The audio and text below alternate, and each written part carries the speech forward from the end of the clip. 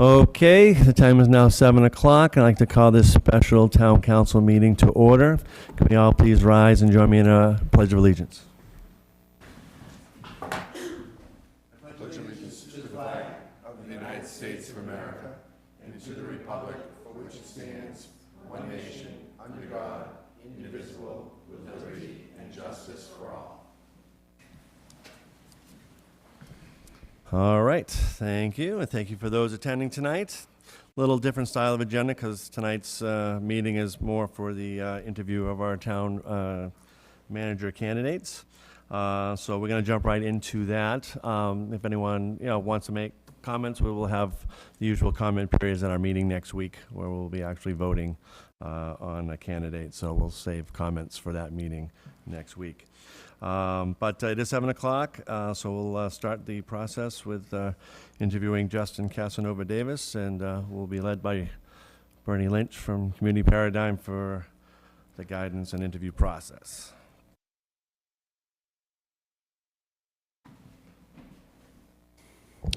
Sit, have a seat. Good evening, Justin. Hi, Bernie. How you doing? Good. Thank you for joining us here tonight. And what we were trying to do tonight is we have an hour to go through. I think it's about 8 topics that each of the councilors have identified as a topic that they're interested in hearing about. And my job is to facilitate this and to sort of put their questions forward, and then there may be a brief follow-up question that may come from your response, but we have 1 hour to do this, and we're trying to put this all together, okay? Yeah. So, before we, to sort of warm us up, perhaps you could just give an opening statement of your interest in this position and why you feel that you'd be successful as Bridgewater's next town manager. Sure. So, good evening, everyone. I'm glad to be here. I'm really excited to be here. I appreciate the opportunity that I've had to meet with the screening committee and members of the community here this past Sunday. I'm really excited to potentially be Bridgewater's next town manager. This town has a lot going for it.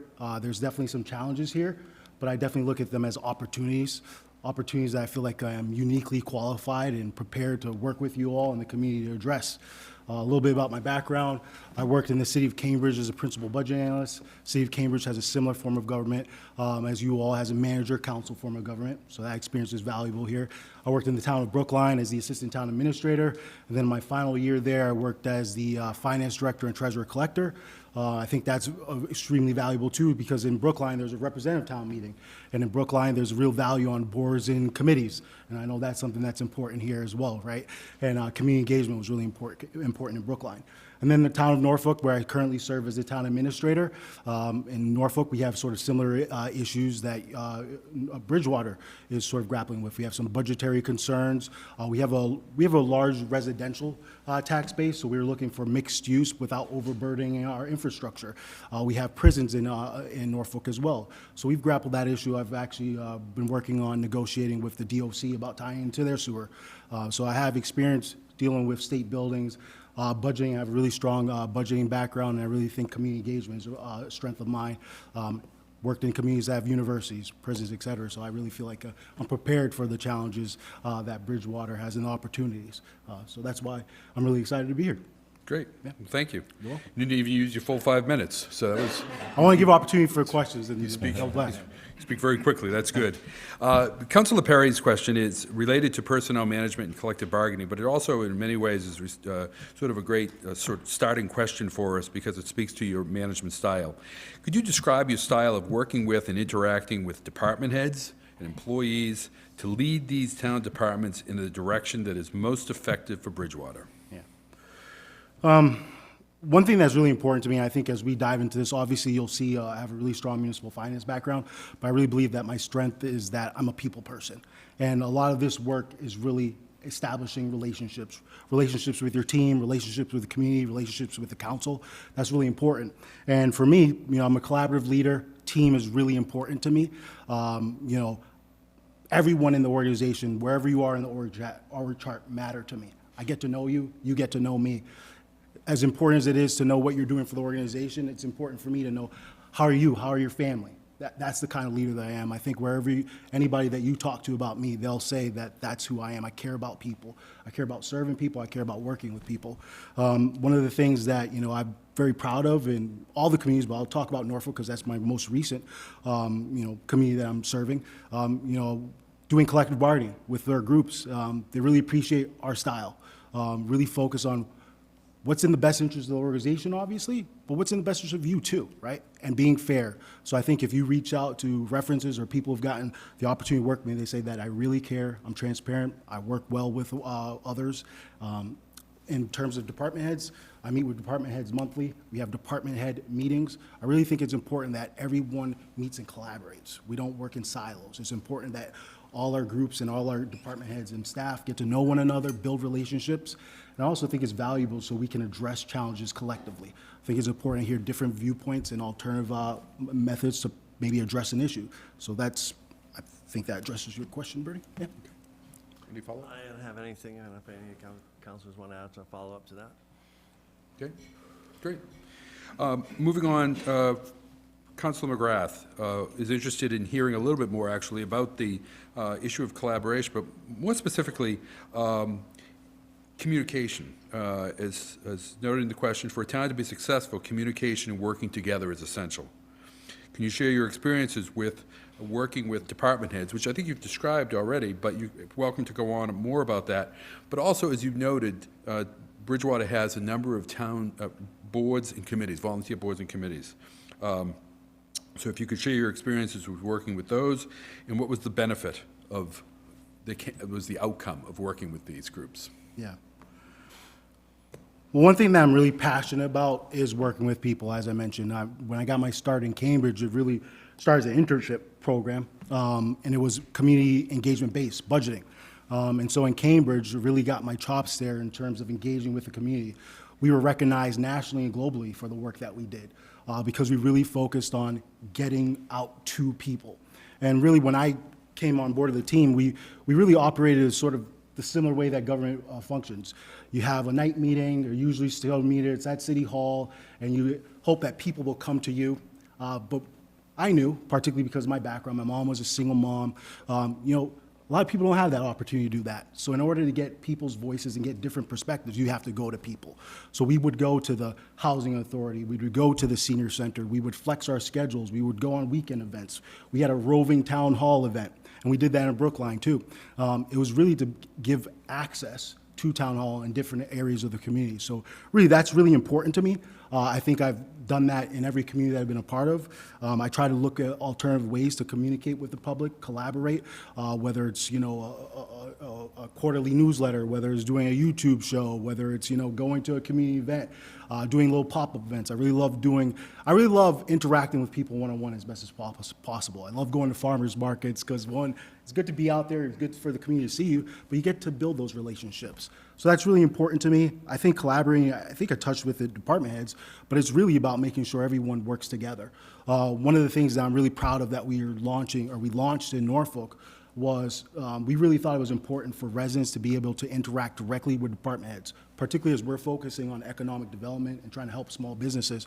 So I made sure we got our fire chief, our police chief, our planning director, our building commissioner, myself, and even our assistant town administrator when she was with us, all in the same room to allow residents to come to us and get their answers, get their questions answered directly there.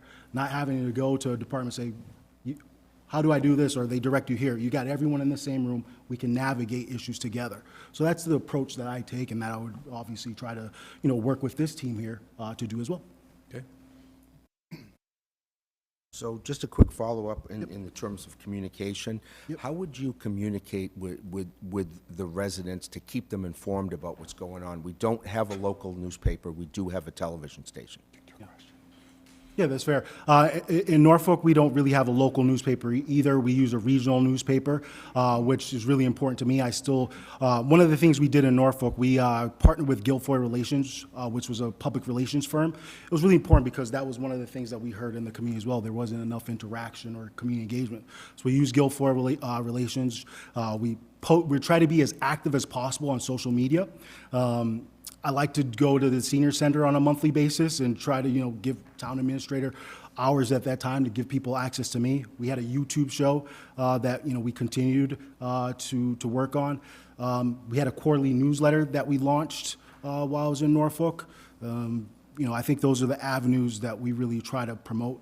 And obviously, one of the things that's really important, although I realize that not everyone utilizes social media or the website, was really to build upon the work that we did in Norfolk and our website. And there was a lot of good work already done before that, but making sure we updated information online, made it very easy and accessible for people, where your information is not buried in a sublink that you have to really navigate and find what department to go to. So putting it up on the front page, important news items, et cetera. So I think those are the avenues we try to, better communicate with the community. Thank you. You're welcome. How do you promote accountability and ownership on the team while ensuring strong collaboration and commitment to what you're trying to accomplish? Accountability and ownership with the team. I think one of the things is obviously as a leader, you lead by being out front, obviously, but you collaborate. And I think with the team, they know that team's really important to me. I want to hear different viewpoints. I encourage it. One of the things about me, I obviously went to Boston College, I was a political science and history major. One of the historical figures that I really valued was Abraham Lincoln, and this notion team of rivals, because there was a very different viewpoints. And so my team, that was one of the first things that I said when I came to Norfolk. I really value that. We're gonna work together. We can have difference of opinions, but when a decision is made, we're going to work collectively and make sure that that decision is successful. I don't want just all yeses or nos. And often when I have meetings, I'm the last person to speak. I want to hear from everyone else because, oftentimes if a manager says this is probably the way to go, somehow everyone seems to agree with that position. So I really want to hear from other people, give them the opportunity to speak. I think that hopefully addresses your question. Thank you. You're welcome. I actually have a follow-up question on that, Yeah. in this category as well, though. And that's the issue of working with department heads, working with boards and committees. That was something that we heard from a number of people as we were going through this search process. Bridgewater is fortunate, like Brookline, like Norfolk, to have a number of really dedicated volunteers. How regularly do you go to those meetings of those boards and committees to hear what they may be working on, just to sit in the back and hear that, or at least to get that feedback? Yeah. Without actually interfering with the work by going to every meeting as if you were, overseeing them. I think that's a really good question, Bernie, because that's something that I really pride myself on. I let people know I really value the time that people take to volunteer to better their community. I'm really passionate about this work, and I know that is not lightly done. It's taking time away from your family or other enjoyments that you may want to do. So I try to go as often to different boards and committees. And like you mentioned before, Bernie, it's not really to interject or offer my viewpoint because they're doing their deliberations, but it's to be there, to show that I support the work that you're doing. I'm here to listen. I'm here to be a resource as well. Oftentimes, it's conversations after the meetings where, you've got those people who haven't maybe had the opportunity to speak with me, but they can speak to me at that moment. I really think that's important. That value really was instilled in me in Cambridge. Even as a budget analyst, I was the analyst for the CPC committee. And that's where that passion came, because not only was the community involved, but you had a lot of residents involved with that committee. So, I really care about that work. I think it's important. That's why I'm also really excited about Bridgewater, because I think we can do a better job with boards and committees. And I think when you're present and when people know that you care and that they matter, their viewpoint matters, and it's heard, it's listened to, I think that goes a long way. Great. Sort of a follow-up, not a follow-up, another question from Councilor Loretti, but it ties to questions that Councilor Loretti already asked, as well as Councilor Lindy, is that regarding citizen relations and government transparency. And the question is, government transparency and efficiency go hand in hand. Residents want to know how their tax dollars are being used and that their concerns are being addressed effectively. What specific metrics would you track to measure transparency, citizen engagement, and fiscal responsibility? If these metrics showed poor performance, how would you adjust course and hold yourself accountable? So I think there's a variety of ways to do that. I think some of that takes time and it takes data. And one thing there's a few things in government that I don't think we do particularly well in. I think we don't do a lot of good job in performance measurement and utilizing the data we have. We collect a lot of data, but how do we utilize it? And one of the things that I'm really proud of in Cambridge, one of the things that the city manager allowed us as our budgeting group, and particularly me, was to work on utilizing our performance data and how to measure it properly and how to utilize that to change what we did in departments. And so in Cambridge, we were the only community, my last year there, we were the only community to be recognized by the GFOA for performance measurement recognition, because we utilized that data to address, well, this is what the community is looking for us to address. So a budget is a statement of every values. So utilizing that data, we say, oh, we're going to fund more here. Participatory budgeting, that was another mechanism that we utilized to do that work. So I think utilizing the data we have, I'd obviously want to work with the team that we have here to look what we have, see if we can use performance data. But an easy one is using surveys. Using surveys and getting information directly from residents. You can do that immediately, and you can do that in various forms. In Norfolk, we used Google Forms. We've partnered with MAPC on different projects and made sure that we offer different survey opportunities for residents to give their opinion on different projects, et cetera.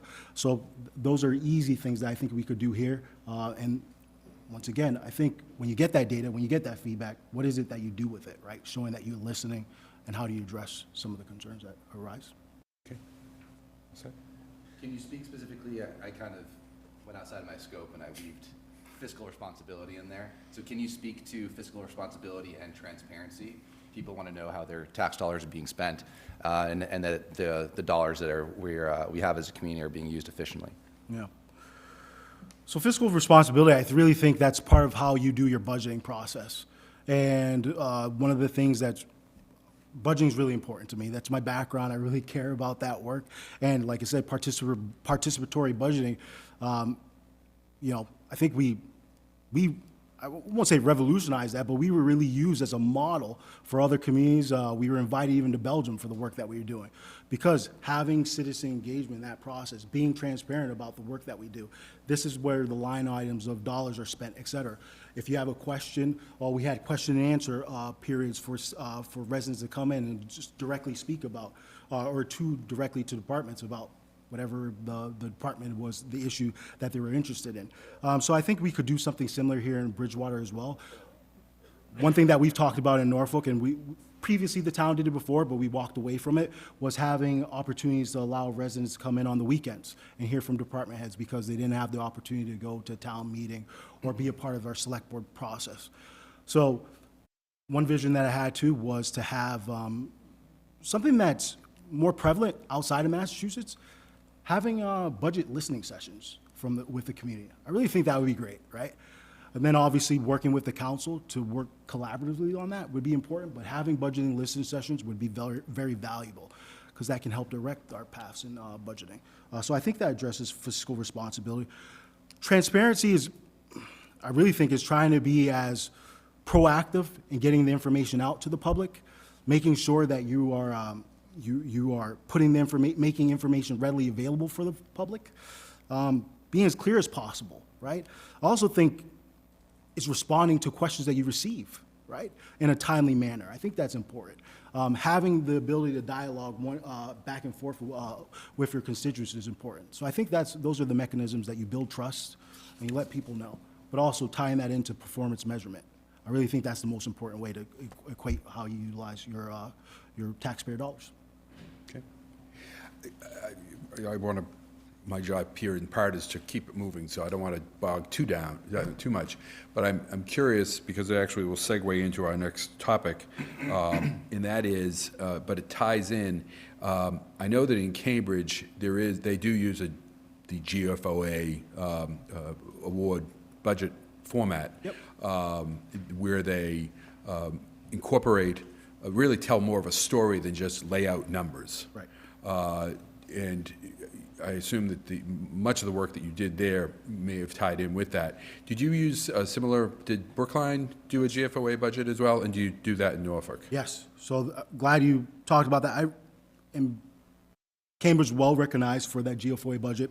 Brookline as well as the GFOA budget, and I was a part of that team that did the budget. In Norfolk, we started the process to become a GFOA budget. So it's having a budget transmittal letter. It's just like you said, telling the story of the budget, not just giving you figures, right? Because you can get into the data with all these line items, but with a budget, when you tell the story, well, this is what we're focusing on for our roadways, or this is schools, et cetera. That's the benefit of having a GFOA budget. So that would be another thing that I'd be very interested in doing here. I know we have a great finance team. I know we have good departments. I know we can do it. I've been able to do it in every community that I've been a part of, and Norfolk is well on its way to do that as well. Moving over to, Can I just ask what GFOA oh, stands for? Government Finance Officers Association. Thank you. I know. Which for us is our highest, sort of finance group in the nation. All the finance directors and, finance staff generally are members of that. We get into these acronyms, so my apologies. So, Councilor Lindy had a question sort of ties in now to the whole issue of financial management. Interested in your experience with municipal finance and budget preparation, and you've explained some of that, but, so you may be repeating some of this, but how much experience and comfort do you have in developing budgets, particularly in a challenging fiscal environment? Yeah. So being very transparent, Cambridge is definitely not a tough community to work for in budgeting. But I learned a lot from our city manager there. I learned a lot in Brookline. In Brookline, there's a lot of resources and capability there, but we had tight budgets. And Brookline, if you've been watching the news at all, they're grappling with tough budgets. They often go for overrides. In Norfolk, we're a largely residential community. We've had some tough budgets. I really pride myself on the finance work that I do. And as I think as you look into my resume, I really have a really strong finance background. I've been recognized for my work by the GFOA, the ICMA, which is our International City Managers Association. I'm very comfortable in that. I'm well versed in that. And one of the things, particularly in Norfolk has really been challenging, the budgets that we've done. In our most recent budget that we're working on now, we're grappling with one of the larger deficits that we've grappled with. But this is something we knew was going to happen. And one of the things that I'm really focused on is, I think too often in municipal government, we're reactive rather than strategic. When I came into Norfolk, I knew what the challenges would be in the future. We outlined them. We were transparent about them. We also knew we couldn't go to residents for override after override. That isn't the community that, we didn't want to do that in the community. The board didn't want to do that, and I wouldn't want to do that.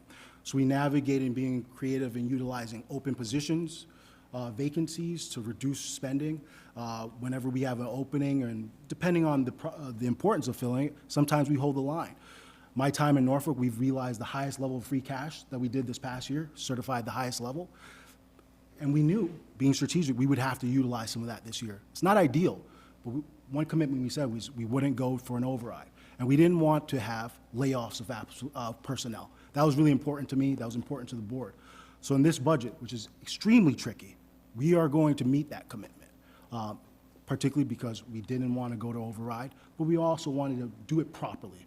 We wanted to communicate with the community, give the opportunity to hear feedback on how we approach an override, whether it's schools or, if we wanted to provide additional funding for fire, police, whatever it may be, but we want to do that process right. So I'm well-versed in that. I'm very comfortable in that. I think my background really speaks to that. Sounds like we have a train getting on the tracks for an override over here. Yeah. So I'm sure you've probably read up on Right. what's going on over here. You got any quick solutions for us before you could take the job? You have to, One of the things there is there's no quick solutions to anything, right? And so, as I said before, is being strategic. In Norfolk, one of the things that we did, knowing that we have a revenue issue. It wasn't really expenditures. We've been very conservative in our budgets. In the proposed budget that I have here, town growth, when you exclude debt and benefits, is 2.65%, which is really close to 2.5%. But we're obviously giving a little bit more to education, et cetera. Well, we said, we got to work with our department heads. Let's look at our fees. Can we raise fees in certain areas? Are we comparable with like communities? So that's the work that we did. We also said, we have a lot of people aging in place. Let's hold the line on fees for seniors. So we were able to do those things. So in Bridgewater, I don't have an easy fix. I love to work with the team and really dive into it. But obviously the board, the council, in what direction you go, whether you do an override this year or next year, we can work together and we can do that. But we would definitely be looking at fees. We'd be definitely looking at other opportunities to increase revenue. I'm really excited about the Municipal Empowerment Act that the governor has filed. I'm on the MMA Finance Committee, and we've been advocating for that extensively because it gives more local opportunity to raise revenues in a responsible way that we believe. It gives more flexibility for local communities to address finance issues. So those are avenues that we would look at. Okay. All right. One of the major issues, and we certainly knew this as we were doing the search, working on the search, and I heard substantially more about it when I was here last week, I think it was, making the presentation of the finalist candidates, is hearing about some of the infrastructure issues that the town has. So the next question from Councilor Chase is a multi-part question that relates to the manner in which you have worked with capital financing and project management. And I'll read it. We may do this in several steps. The town has some major infrastructure issues related to water and wastewater and road projects. Current needs threaten the ability to accommodate new growth, the engine which could provide necessary additional revenue. So if you've got the issues of, so the bottom line is, if you've got the issues of infrastructure, but you can't accommodate new growth, but it's the new growth that's needed to provide the additional revenue to handle the capital financing, how does one break that vicious cycle? Yeah. So, part of the research that I've done, I know what the major issues in town that and we've heard, just like Bernie said, I watched the presentation from the DPW superintendent, heard from the community, water is really important. These things don't happen overnight, and as I mentioned before, too often in government, we are reactive rather than strategic. So really, I would want to say what we've done in Norfolk, for a good example. We don't have a PFAS issue in Norfolk at the moment, but being strategic, looking in the future, what may potentially come. We know we need to look for new well sources, et cetera. We need to increase capacity for our wells. We held the line on a capital improvement fee. It was a small fee, $1.30. But we wanted to build up our retained earnings. I'm proud to say this is the highest level of retained earnings that we've had in town. We're able to propose this budget this year, a 0% for taxpayers, but still grow our retained earnings. So that's being strategic. That's also working with our congressman at the time, or Congressman Auchincloss, to secure $1 million for wastewater and water treatment, because for in the town, we're trying to enhance town center sewer. And so we worked really expeditiously to try to get that federal funding for that, and we were successful. We're working to get mass housing grant funding for our infrastructure. We're really focusing on the infrastructure because that's what's gonna unlock other opportunities for us in the community. I've been very successful, I believe, in acquiring grants.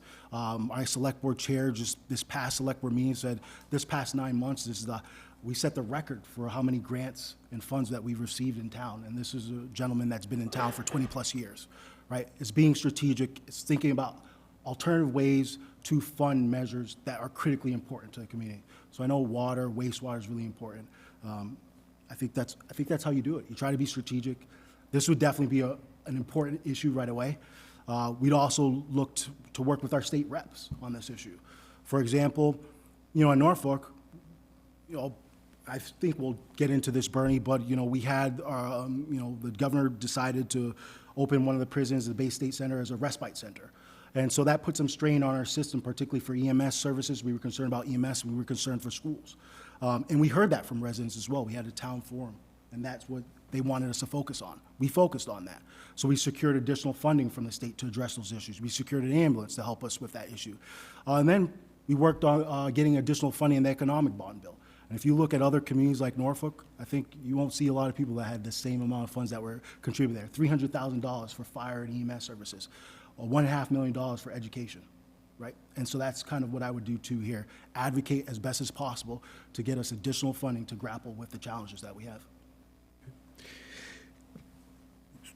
Related into that, the manner in which sort of best practice, if you will, for capital items is a capital plan.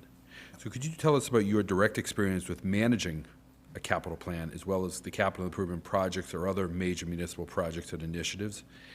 So if you talk to us about how you go about preparing a capital plan, but also in terms of managing projects, does anything stand out to you from a learning experience you gained from managing those projects? Did you learn anything as you managed those that would help you moving forward? Yeah. So in Cambridge and Brookline, where Cambridge does sometimes more projects than a community does in a decade, in 1 year, right? Their capital improvement plan is pretty robust. Brookline is very robust as well.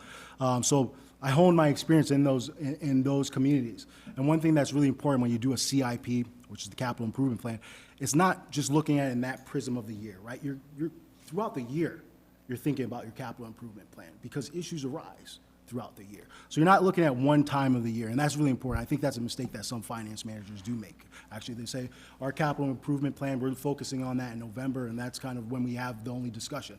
That's not how I approach things. I like to touch base with department heads, say, we're thinking about this here. A good example is our ladder truck that we are going to purchase soon. We weren't scheduled to purchase that ladder truck for a couple of years, but we saw an opportunity potentially to get a grant, a FEMA grant, for $1 million to reduce the cost of that project and reduce the cost on taxpayers. We got that grant. So we were able to work to get that ladder truck and refinance that truck, minimizing the impact on taxpayers. So it's constantly having the CIP, what's in the future, what does the future look like, et cetera, and keeping that in mind. So in Norfolk, we have a capital improvement plan. We built upon that work. My predecessor before me started that process in Norfolk. I feel like I built upon that process. And that's the mindset that we have, constantly looking at touching base with our department heads to see what we can do to one, minimize the impact on taxpayers, but make sure we're doing the work that we need to do because deferred maintenance is really important, et cetera. So I think that's how I approach capital improvement project. Oh, I do want to address, you said one other thing. What did I learn about a project? Yeah, okay. And then the question. One of the most important projects that I was able to work on, particularly in Norfolk, when I was getting there, the town had grappled with a fire station project. Unfortunately, previously, the fire station project wasn't supported. There was a committee that was working on presenting a fire station project to the town. It was a bit contentious. It was a pretty large project for the town. And as I mentioned before, it wasn't successful previously.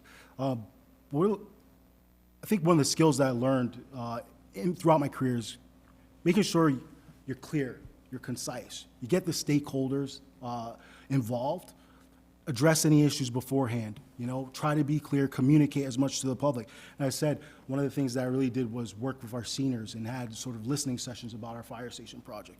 When we did our fire station project, overwhelmingly passed the town meeting. I don't think anyone really voted against it.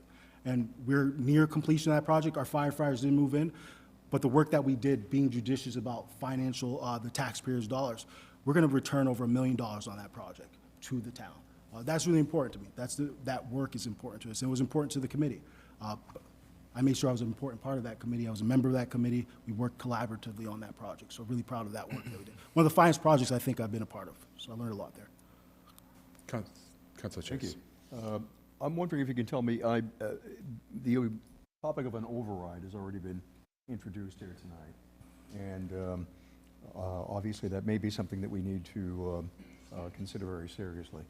But beyond an operational override or various debt exclusion ballot measures, I'm wondering what other tools are available. And I recall that you had experience with a mini bond. Yep. And maybe, is that something you could tell us just a bit more about? Sure, I can tell you a little bit about mini bond process. Mini bond process was uniquely launched when I was there. I was the lead on that project, but Cambridge is a AAA rated community. Our bonds are some of the safest bonds that you can go out for. But what we noticed was that when you go out for these bonds, you get a large company like Fidelity or someone out there like that, and they get these bonds that are very secure, they're stable investment opportunities, and they sell it to their, membership. The community really wasn't realizing that opportunity. So our mini bond process was, hey, we'll go out for debt, but we're going to give the opportunity for residents to purchase these bonds. And typically they're large dollar amounts. They might be $10,000 plus, et cetera, dollar amounts. But we said we're going to do $5,000 for residents, or you could do $1,000. So that was really unique. It hadn't been done before. We're very proud of it. We sold out very quickly in the bonds. Our city manager was very proud of it. And we were recognized by Bond Buyer for that as the most innovative finance project in the nation for that year. So it's looking at different ways you can sort of help the community, but not only by going out for debt for projects within the community, but community members can realize that as a financial opportunity too.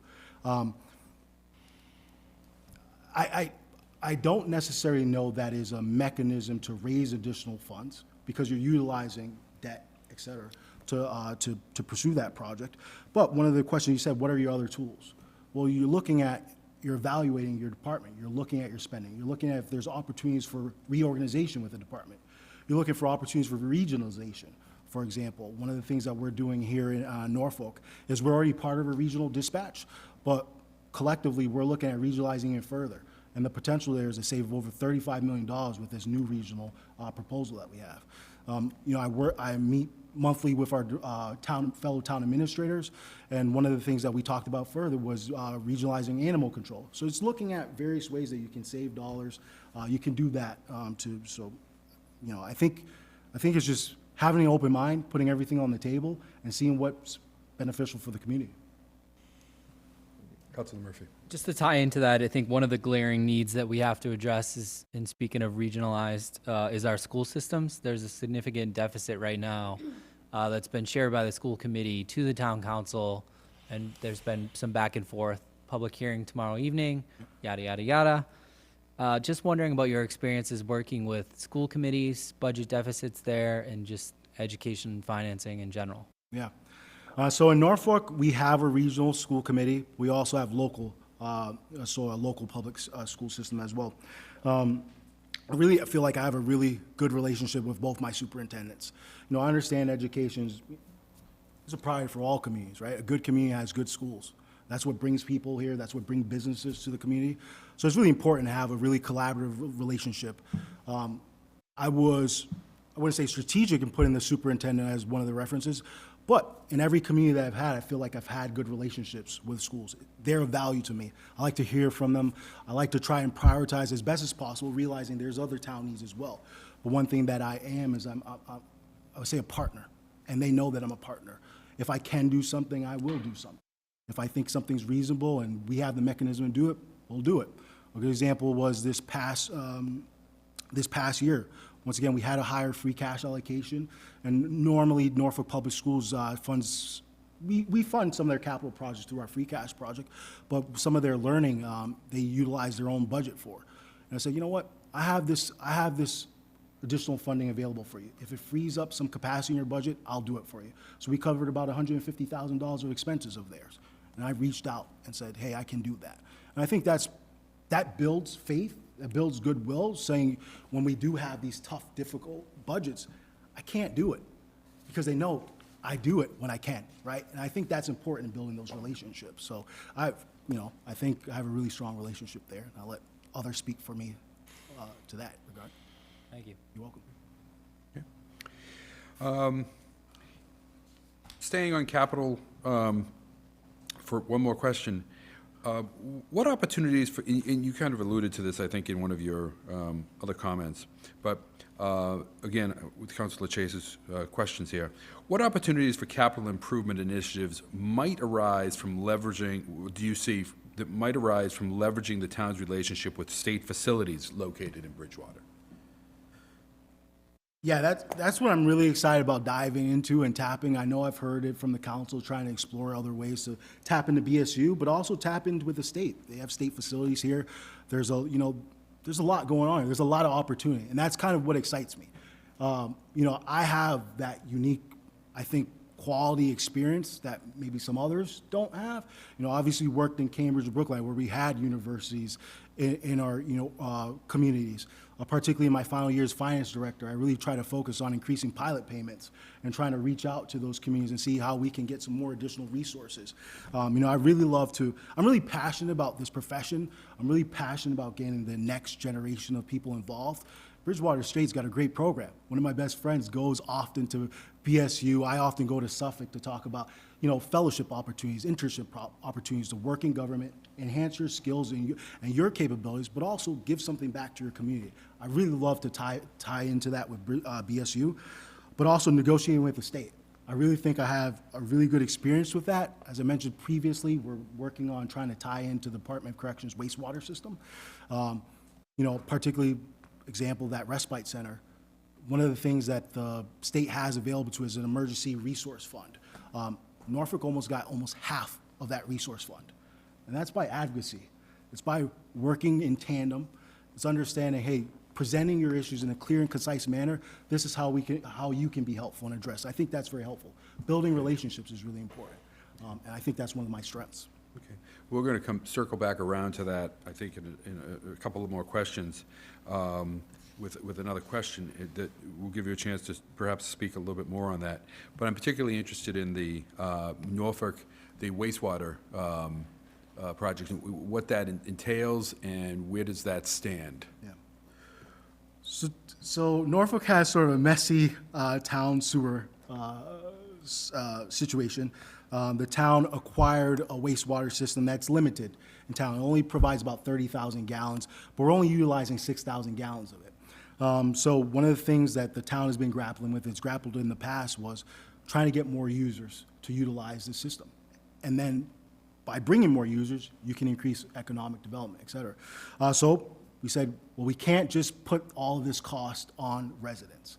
So one of the first things that I did when I came on board and realized this was an issue that we were going to really work on was touching base with Congressman Auchincloss and meeting with him and his team, multiple times, highlighting how this was important for the community. Also meeting with the state. The state obviously is focusing on housing. We want mixed-use development, and so being clear on how this is mutually beneficial for everyone. We've utilized that to get $1 million from the federal government. I will acknowledge, I think in our current climate, that might be a little difficult moving forward. But still, you got to advocate, and you got to do your best. And one thing about me is I'm a fighter. I know one of the questions that was asked of me in our screening committee was, how have I been so successful in getting different grants or from the state and from our representatives, particularly when one of our representatives was of the opposite party of our governor. I really said, I can work with anyone. I'm a fighter. I will work with anyone. I get things done. That's what my resume says. That's who I am. So I can work with anyone. So the wastewater system right now, we're actually working on a developer agreement with a developer to provide 100 units in town sewer center, mixed use.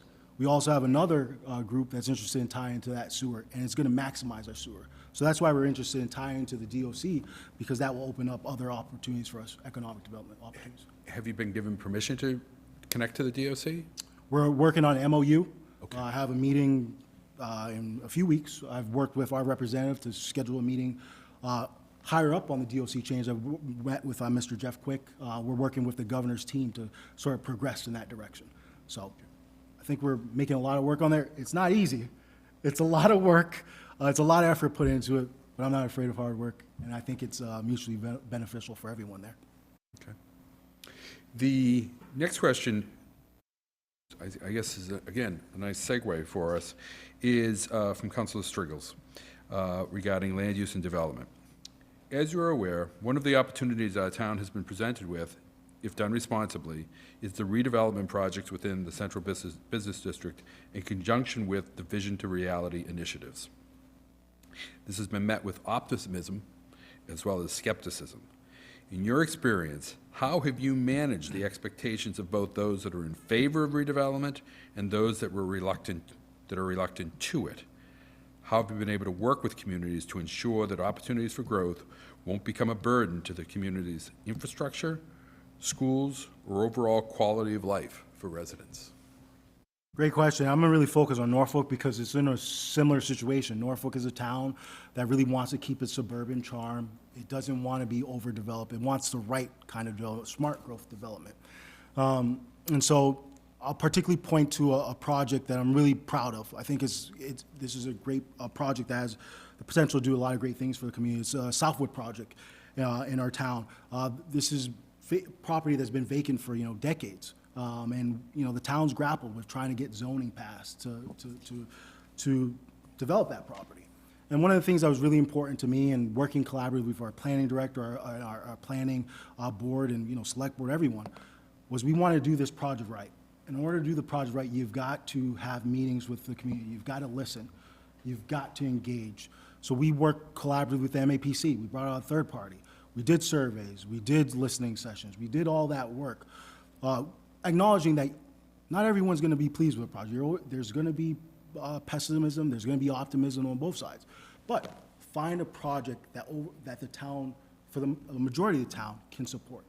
And so one of the things that emerged from that project initially was, you know, a lot of people initially wanted residential. That was the number one thing they wanted to see, because they were afraid that we were going to turn into an Amazon warehouse box site or something like that. But then as we sort of talked with them and said, well, we're grappling with school capacity issues. We're grappling with infrastructure issues. What about commercial industrial? And we talked a bit more about that. We educated and we got feedback. And ultimately, we got a commercial industrial project that's going to have limited impact on our community. It's going to add potentially over $1 million of revenue. And it overwhelmingly passed at town meeting. I think 3 people voted against it. And they were more focused on the remediation work that needs to be done. They weren't against the project, but more concerned about the remediation. I think that's the work that you do. You listen to the community, you engage, you obviously work collaboratively with the town council, but it's working with the community, it's understanding, and it's navigating those issues. Because you gotta focus on traffic, you gotta focus on schools, et cetera. So, you know, I think that's the process that you do to make sure that these projects are successful. Bernie, I had land use development and vision to reality. Did I address the question? We were wondering how, it was just referencing the fact that the project that has been talked about sort of blends in with the vision to reality plan that the town has, so. And one thing that, you know, I've done a lot of work, I've been listening to the meetings, you know, infrastructure is a big issue, and our classrooms are a big issue. So I know there's been discussion of moratorium. I think it's working with the council, it's working with the community, trying to think holistic, where do we want to go, where do we want to be? And how do we get there? So if it's addressing infrastructure first to help us get there, then we do that. This is the plan to do that. This is the path forward that. I think that's the process we have to do. We have to really engage the community, be as transparent as this process is possible, but listen, right? And I think you can be successful. And that's what I've realized in my career. Okay. Anyone? Okay. All right.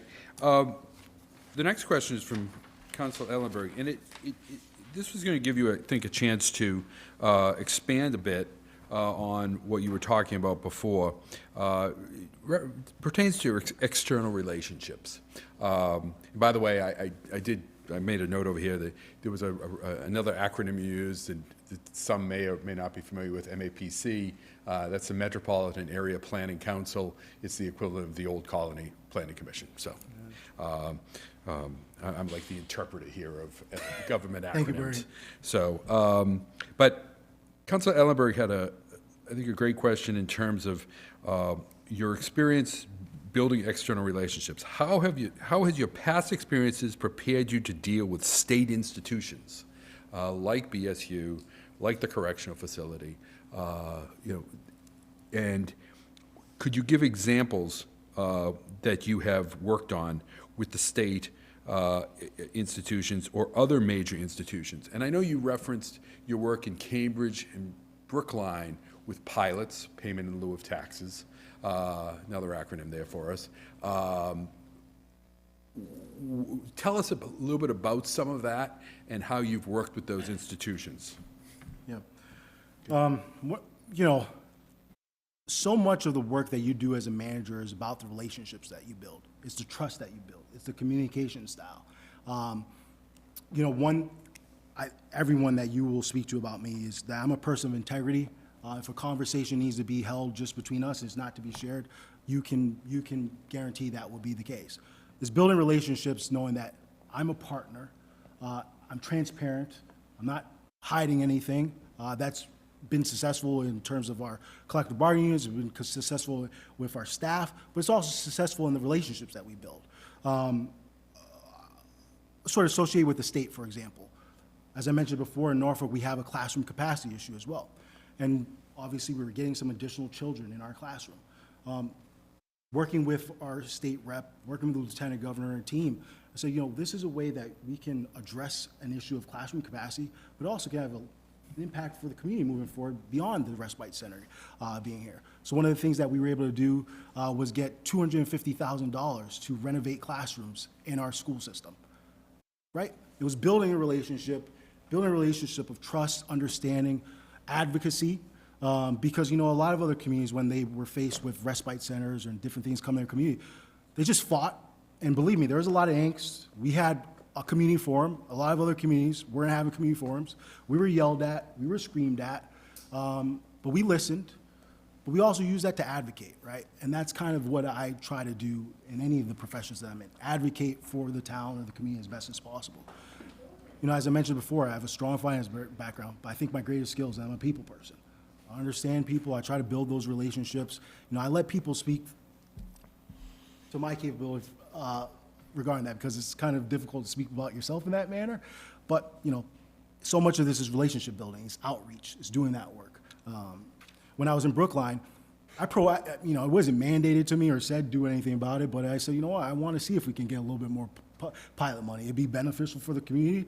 Why not? So I said, hey, let me get a meeting with my, former alma mater and BU as well. Just doing it. And it created a relationship. And believe me, they didn't say yes right away. And they weren't going to say yes right away. But it was, hey, you know what? All right, that's fine. Can we meet quarterly? Yeah, we established a quarterly meeting. And then towards the end of my time in Brookline, I would give a call and say, in joking nature, have a joking nature. But Brookline, after I left, they got some additional pilot money. And that was something that we didn't do before. It's doing that work. It builds upon itself. It's the relationships. That's what really matters. Okay. All right. So you've referenced the, you worked with the Department of Corrections on the wastewater. Go ahead. One other thing, too, is also utilizing those levers of our state reps and state senators. That's really important, because one of the first things in Norfolk, the first budget that I came into, our prison mitigation funds were cut by $100,000. That $100,000 means a lot to Norfolk. So right away, reached out to our state rep, and state senator, and said, honestly, we understand that this is going to happen this year, but can't happen next year, and this is why. And we kept talking about it. The next year, we got $125,000. We also got additional money in our earmarks in the budget as well. So that's the kind of work that, building those relationships, Okay. being transparent about issues, and how it can be beneficial and helpful for the community. Yes. Same here. We've been cut in multiple I know. years, so we need some of that money back. Yep. Okay. Is that in the form of a question? I know, too. I know. Counselor. BSU is on our water, Yep. and do you have any ideas about how our water deficit and BSU being on our water, how that can all happen? Yeah. So I know there's been, I'm going to be very transparent and honest. I don't have an answer directly yet, because I want to get here and I want to dive into it and talk with my team a little bit about it. Because there's various ways you can do it. But I really think you got to dive into the data and take a look at this stuff. Because I do know BSU is also our largest sort of ratepayer on the water system. So if they were to move off that water system, what effect does that have for our residents? I also know, and I listened to the presentation from our DPW superintendent, we're not realizing our well capacity. So we're concerned about our water, et cetera. So there's a variety of ways to navigate it. I think we got to be strategic about it. Whether it's BSU tying into DOC's wastewater, that's an opportunity for that to be done. Once again, I know who I need to speak to do that work. I think that's what Would you care to expound on some of your ideas? I think it's, one thing that's really important to me is a one-size-fits-all approach doesn't work. Each community is different. And it's really important for me to get into a community, listen, dive into the issue specifically, and work with the team collaboratively to address issues. Work with the council, work with the community, and find a way to navigate that. So I have ideas, but I want to talk with the team. And I think that's respecting the process, right? Because like I said, there's different ways, different nuggets, and different ways to address this issue. You got to find the right way to do it. And a good example is Norfolk, our town sewer system. as I said, it was a messy system that we acquired, but we had multiple developers, and I won't get too into it, but archaically, it just divided allocations to various groups, right? And then the town, ultimately, because they were having issues collecting funds, decided to become a wastewater district. And when we did that, well, the cost of that wastewater district became sort of like a water fund. It was only cost based on usage. So now our users, who previously were only paying 30% of the total budget, we're now paying a majority of the budget because we weren't getting the funds from the other group. They came back to us and said, this is too expensive. So I said, just saying moving someone off the water, I don't know if that's the right course of action. It may be, but you got to dive into it and see. Because if now all the costs are on the residents, you might be grappling with a tough issue there. Final question is from Councilor Perry. Councilor Perry gave us our leadoff question and gives us our concluding question. Coming from a town with a select board, what do you see as the best way to communicate with and manage productive relationships with the 9 members of the Bridgewater Town Council?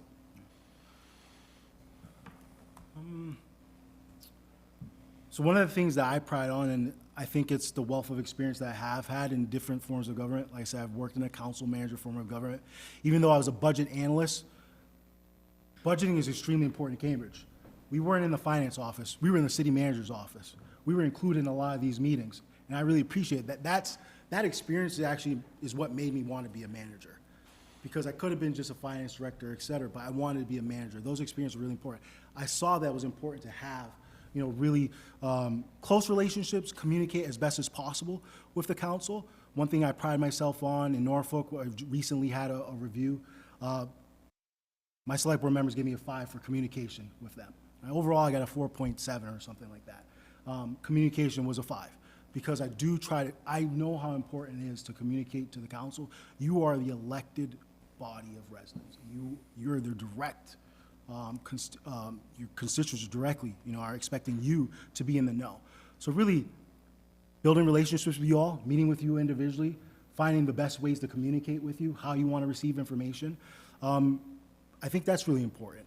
One of the things that I think people get hung up on, and like I said, luckily I'm a member of the ICMA, I mentioned the International City Managers Association. People get hung up on charters, roles, and different things like that. I think communication is really important, no matter if you're a town administrator or a town manager. You are a policy board. I'm not going to get hung up on the town manager or the executive. You're the policy board. We need to communicate. I need to communicate directly to you. So, I think, as I said before, in all my communities, I've had a good relationship with the boards and that I've worked with. I'm not afraid of this challenge. I feel like I'm uniquely prepared for it as well with my experience. How do you communicate with your board now? Is there a formal way you do that? Is there an informal way that you do that? I think it's both. I think it's informal and formal. I know when you build a relationship with a board, you know that one is not really going to check his text messages at all. He just appreciates a phone call. I'm kind of old school. I like phone calls myself too. I know for another member, getting an email that lays out, what we're doing is beneficial. So we do that. We've looked at, and we've been adaptive. At one point, it was beneficial to send a weekly sort of update from departments about what was going on, what I was doing, and I did that. And then when the board shifted, that really wasn't what they wanted to do. They wanted more just, hey, can you schedule a meeting with me and talk about it? We did that too. I'll do it in whatever manner that works best. Obviously, realizing your time, my time, it's just building those relationships, finding what works best to communicate. Okay, great. We're right. A weekly, one thing that I learned in Cambridge that was very beneficial was that weekly digest. And that's why it was really important to me to bring it over to Norfolk as well. Because the feedback from counselors was really beneficial because you heard not only from the manager, but you got some information from departments too. And that's really important to me. I think department heads, they're the policy experts on a lot of these issues. You need to have time with them. You need to get some information from them as well. So I see value in that. Okay. We're right up against the time here. We have time for a 2-minute closing. Okay. Might be quick on this one, too. I might not use the full two. I just want to thank you all for the opportunity to be here. I want to thank the residents that I had the opportunity to meet with. You know, I'm really excited about the opportunity here in Bridgewater. You know, I'm hoping that this is a long-term potential stay for me. You know, when I met with the screening committee, I said that this is potentially a once-in-a-decade opportunity. This is the right opportunity at the right time for me. That's what I've been saying to people. You know, I live 15 minutes away from home. I hold myself to a high, you know, I set a high standard of excellence for myself. And to do the work that's required of a manager, you've got to build relationships. You've got to come to events. You've got to ingrain yourself in the community. In Norfolk, you know, they're not looking for me to leave. I'm not actively going to, I've only applied to Bridgewater because I'm really interested in this situation. But I have a 10-month-old that I'm very, you know, proud dad of. For me to do the work that I know is important to do, build the relationship community, being 15 minutes away from Bridgewater is a great opportunity for me. I know I can rise to the challenge here. I know that I can work with you all. I'm really excited about working with the community. This is, you know, I put a lot of time and effort into evaluating this. I think, I'm hoping that you guys think I'm the best choice for your next manager. So thank you for the opportunity. Okay, very good. Thank you. Thank you, guys. Appreciate it. So we'll just take a quick 5-minute recess, so Okay. councilors need to stretch your legs, and we'll get set up for the second interview. Okay, guys, we're going to call our meeting back to order. And we'll introduce our second candidate here tonight, Keith Hickey, and I'll turn it over to Bernie to start our process. All right, Keith, thanks for joining us here tonight. Thanks for having me. This is essentially going to be the councilors have had an opportunity to assemble their thoughts and have asked me to facilitate the dialogue here with regards to their questions. So I'll be asking the questions, and then, you know, if they need to, they will to provide necessary follow-ups. But we have an hour to do this. Excellent. All of this, all right? Shorter than Sunday. So, exactly. We wore you down on Sunday night. That's right. Let's start there with a bit of an introduction for you. Sure. To make a 5-minute opening statement about Okay. your interest. Well, first, I'd like to thank the board, Mr. Lynch, the council, for allowing me to be here tonight and present why I believe I'm the best candidate to be the next town manager in Bridgewater. I have been a town manager for just over 25 years, much of which was in New Hampshire. I've worked for a couple of communities now, the latest being Kingston in Massachusetts. In New Hampshire, I worked for communities that had town council forms of government. Right now is in Kingston, I'm working for a board of selectmen, and this is the first time, very honestly, that I have been a town administrator rather than a town manager. I'm finding that oftentimes when an issue comes up, I'm reacting very much like a town manager sometimes rather than a town administrator who has a little bit less authority than a town manager. And I've had to try to pull myself back at times from inserting myself where I've become accustomed to doing so. I moved to the South Shore just over 4 years ago. I loved it when I was looking into it. I've come down to the Cape and the South Shore for probably upwards of 15 years, and just fell in love with the area. When I had the opportunity to take a position in Kingston, I did so. It's been fantastic. Coming from New Hampshire, I still have my dad, my oldest son, and his family, and my sister, and every time it snows, it rains here. And I just think it's great. So it's been so from my point of view, it's been a great move. Today was an amazing day outside. I'm excited about the opportunity in Bridgewater because it brings me back to a town council, town manager form of government. It allows me to utilize my skills, I think, more effectively than I'm able to do in Kingston right now. A lot of the challenges that have been identified, both in the position profile that was put together by Community Paradigm, by attending a couple of board meetings in person, watching other ones remotely, and attending the resident forum on Sunday. just provided me a lot of insight on what's going on here, and the challenges that you're facing are challenges very similar to what I have dealt with successfully in the communities I've worked in. I guess I have a stronger financial background than maybe some other parts of my background, and I've utilized that to balance budgets in some really challenging times, including fiscal 25 and 26. Listening to some of the concerns of the residents in Bridgewater, including the representatives who represent the school. There's a need, in their opinion, certainly, to increase funding for the schools, as well as try to increase funding for some of the other departments. Some of the infrastructure you have in town, people are concerned about the condition of roads and other types of infrastructure in town that need to be addressed. I think there's creative ways to try to utilize local, state, and federal funding to try to do that, and utilize some of the resources that are in Bridgewater right now to be partners with that. So I'm excited to be here tonight. I appreciate your time, and I'm happy to answer any questions you have. Great.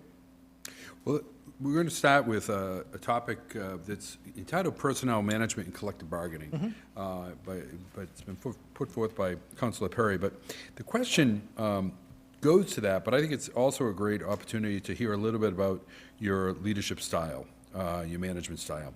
So the question is, or that's put to you, or the statement, I guess, that's put to you, is to describe your style of working with and interacting with department heads and employees to lead these departments in a direction that is most effective for Bridgewater. Well, there's a couple of ways I guess I'll answer the question. First and foremost, I would say I want to lead by example. I recognize the important role that the town manager has in a community, the way they present themselves to the public, to the business owners, to the Board of Selectmen, to the Town Council. I apologize. I'll occasionally make that mistake. And to the employees is important. I expect the employees that work with me to try to work as well and cohesively together as they can. My management style is very much a team approach. We, as a management team, meet every day that there's a board meeting that evening. So, for example, there was a board meeting this evening. I met for an hour and a half with the board, with the department heads today. We talked about the fiscal 26 budget, where that stands. We're trying to finalize things in the near future. We talked about some of the challenges, whether it was potentially an override for the police department, and how that was going to affect things. Talked about what's coming up in future meetings to have people prepared, and try to get some feedback from all the different department heads on issues or items that they may be able to share with me. So when I attend these meetings, I can make sure the board is aware of those items and takes those items into consideration when they're deliberating on whatever topic they're delivering on. As far as dealing with employees in general, Kingston, there are 6 collective bargaining units. I've been the lead negotiator in Kingston, as I have been in the other communities I've been town manager in. I've tried to take, again, a collaborative approach. From my point of view, I present to the governing body the issues that I'm aware of with the unions, the challenges financially or the limitations financially that I think the town has. I get that information from a 5-year financial forecast when I have one. We also did, we're 2 years into all 5 collective bargaining agreements, 6 collective bargaining agreements end at the same time. While it's a little hectic the year we negotiate those 6 at once, what I found is that it's extremely beneficial because you're proposing the same thing as far as compensation adjustments, benefit adjustments and changes to everybody at once. So you don't have one union that's looking at, I'm going to be the first group that's going to agree to what the cost of living raise is, what the step raises may be, what the changes in health insurance and other benefits may be. By proposing it to the individual groups at the same time and being consistent with that, and telling them I'm going to be consistent with that, and letting time go by so they see that I'm being consistent with that provides, in my mind, credibility. We did a compensation study through a community compact grant through the state of Massachusetts to do a wage and benefit analysis. I knew that there were some unions that were compensated in a different and maybe more they're in a better situation than other unions because they just negotiate better. I also was aware that some of our health insurance offerings were too rich and out of date. I was able to prove that through the compensation and benefit study that was done through a private organization with that grant money and laid out to the Board of Selectmen where I thought the issues were and how to best address those. The board was supportive of that. We were able to negotiate all 6 contracts without having any lapse in the contracts, which was great. Some unions are a little bit more challenging than others, but again, once they saw that every union was being proposed the same thing with the same level of benefits, and we tried to hear what the concerns of those union members were. I've got a pot of money that I'm able to utilize during collective bargaining. My approach has been to the negotiating team for the union, where are your issues and how can we spread this pot of money out so it works for the town, but also works for the unions and hits the hot buttons you guys they have. And overall, I think that's been successful. There are going to be times where we just don't agree, but again, I found that if you're consistent across the board with everybody else, nobody's happy, but they're all being treated the same. Next question is Councilor McGrath's, and it ties in a little bit with what we were just talking about in terms of working, how you interact with the department heads and manage the department heads. The topic is communication and collaboration, and I'll read it. For a town to be successful, communication and working together is essential.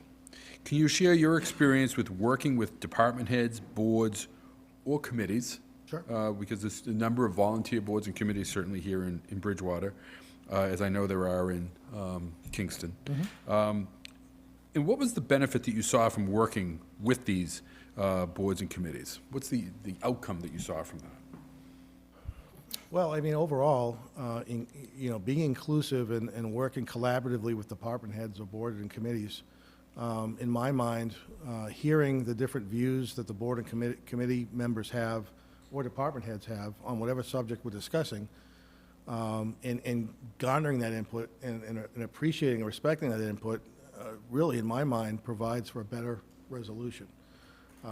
It's certainly easy to sit in an office and make decisions unilaterally because you have the authority to do that. I've found that working collaboratively with my department heads and other boards, commissions, or groups of people, working with them oftentimes will provide a much better solution, much more thought out. They're the ones that are in the trenches, so to speak. They're the ones that can deal with kind of some of the day-to-day things that I may not see where I am. I've got an idea of what I'm thinking, but they're able to help me mold the ultimate decision to make it more functional and feasible for the board, committee, or department head group that I'm working with. Again, I have tried, and I think I've been pretty successful in my past. The management team, the department heads are my management team. We talk all the time. We interact. We work on the fiscal budget as a group. Surprisingly, when we get department requests for upcoming budgets, they're oftentimes higher than what the allowable amount will provide for. So we sit down as a group. We talk about what the priorities are. A lot of those priorities have already been established in long-term financial plans, capital improvement project plans, things of that nature, that help identify what the priorities are. But getting the input from department heads and other staff members when it's appropriate is critical to being successful in my mind. So on communication, I'll ask the same question I asked the other candidate too. How do you communicate all this information out to the public? So there's a few different ways.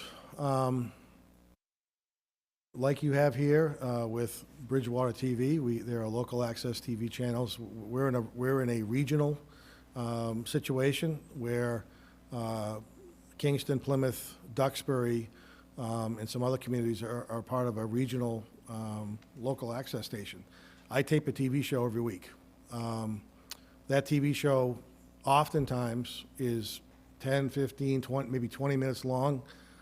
It's really just to provide an update to the public about what happened at last week's Board of Selectmen meeting, what may be happening at next week's Board of Selectmen meeting, updates on, you know, in this time of year, budgets, what's happening with the budgets, what's happening with potential zoning changes. We've talked about overrides and making sure people are aware that there's been some discussions about overrides and where they're coming from. I will often, and I talked to my planning director, came and saw me today and said, when can we get on together so we can do a longer TV show, probably a half an hour, 45 minutes on some of the zoning articles that'll be considered by the residents at town meeting this year. I've done that with other department heads when they've had topics that really needed to be presented in a unbiased, thorough way by either myself or a department head or more.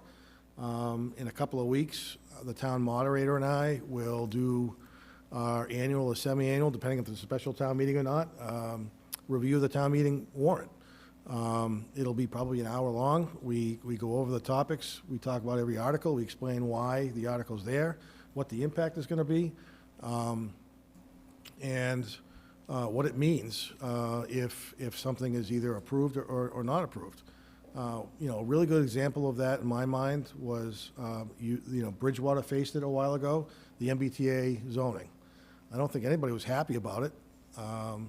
By having you know, the state mandate zoning to a number of communities. Kingston certainly wasn't. And I will tell you that when we went to fall town meeting in October, I would have put a substantial amount of money on the fact that it would have lost. It was successful. It was approved by the voters at town meeting, and I really think there was a couple of reasons for that. One was my planning director and I spent probably an hour taping a TV show explaining the good, the bad, and the ugly, and acknowledging that in a perfect world, this is something we probably wouldn't want to see in Kingston. However, with some of the unique characteristics in Kingston, with a large, significantly underperforming mall, we were able to identify a location in Kingston for the MBTA zoning that included that mall. We had been working now for the better part of a year with the new owners of that mall, looking to redevelop that property that 10 years ago was valued at $91 million, and in fiscal '25 was valued at $9 million. So it's obviously underperforming. Macy's is closing in a couple of weeks. We talked about the impact of MBTA zoning and having access to a tremendous amount of grants, well over $1 billion in grants that the governor made people aware of, communities aware of a few months ago. And we've been successful already in getting some of those grants. We're working with those property owners at the mall to reinvent that location to more of a live, work, play type of a thing. You're seeing a lot now across the country with these outdated malls that people just aren't going to very often anymore. There are apartments there now. There's a significant commercial developer that I can't tell you who it is yet because it's still top secret, but it's going to be a significant game changer for that particular piece of property, and with more to come. And it's an exciting opportunity to try to see how that moves forward. And trying to keep people aware of what's happening is an important part of keeping people satisfied with the municipal government that you're responsible for operating. Okay. Are there other means of communication that you Sure, very actually, briefly? I'm sorry, I focused on that. So obviously, there's, you know, we do some Facebook stuff that we've, when I got there, our website was painfully outdated. We went out to bid and implemented a new website that we have all the department heads now responsible, or their staff responsible for updating on a regular basis to make sure that all the information on that website is accurate and up to date. I also go to, and I'll be doing it on the 17th, our Council on Aging is having a corned beef and cabbage lunch for the seniors. I did it for Thanksgiving, I did it for Christmas, I'll do it again next week. I go over and serve. You know, I carry the stuff, I carry the platters out to the residents or the people who are attending, and they get to put a face with a name, and we get to have a lot of small talk during the meal or after the meal and hear about what the concerns that they have are, and just, again, have people feel that I'm approachable and able to be contacted and have a conversation and communicate with, to try to have them be comfortable, so when they have a question, they feel comfortable asking. And I guess the last thing I'll say, then I'll stop. I'm sorry for the long-winded answers. I've done this in the past. I've done one so far in Kingston. It wasn't really overly popular, so I haven't jumped at it again. I've done a live call-in show where I've had somebody from the local access TV station host with me, and we have a phone number. We advertise it. Anybody can call up. There's no editorial. It's all live. It's unedited, and people can call and ask their questions. I try on my weekly TV show and other ways that I try to discuss things with or share things with the public. I try to be, I like to think I have a pretty good idea what the questions are. But oftentimes, when you do these live call-in shows or you talk to people off to the side, the questions they're asking you is something you probably never even thought about talking about. So having, I'd like to try the live call-in show again.